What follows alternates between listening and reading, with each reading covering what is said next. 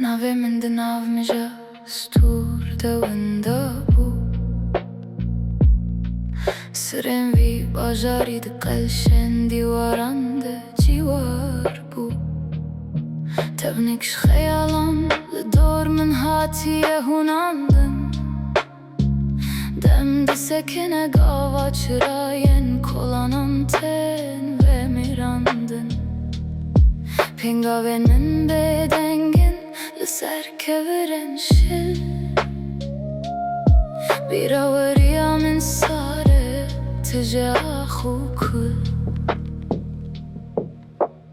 Ev çi xewnek êjdar e, çavên xwe vedikim dîsa şeve. Giyanê min li derve îlaşê min bi bayê re direve. Em asîmane di nava vî belaya bibinî de. Li peysiya xwe baz didin di vê Lîstîka Xapînok de. Ne ra serî erdeme, ne jî di nava sîman deme. Tenê dengekiler zokim di qirika zeman deme. Fisiltiyên kevinar di guhê min de dibin awaz. Rûçikên mirovên nenas mîna pirtûkeke bêkaxaz.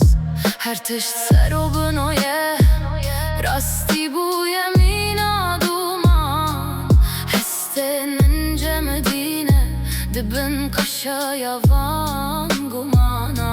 Hanem perçeyê neynekek şikestîne li erdê belav bûyî.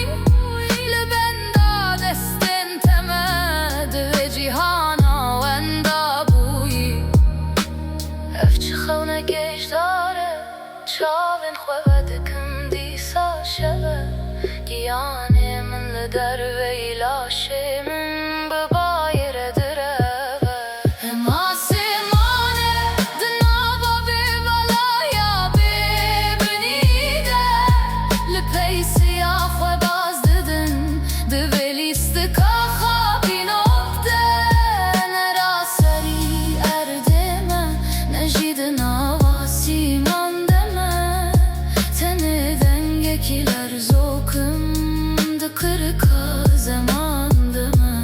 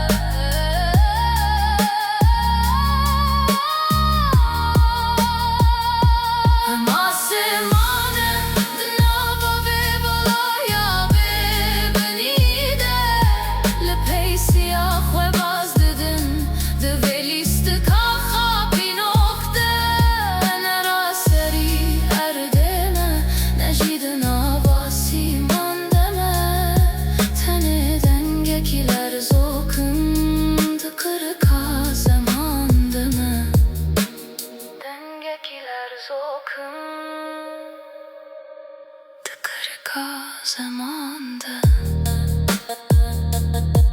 şarkı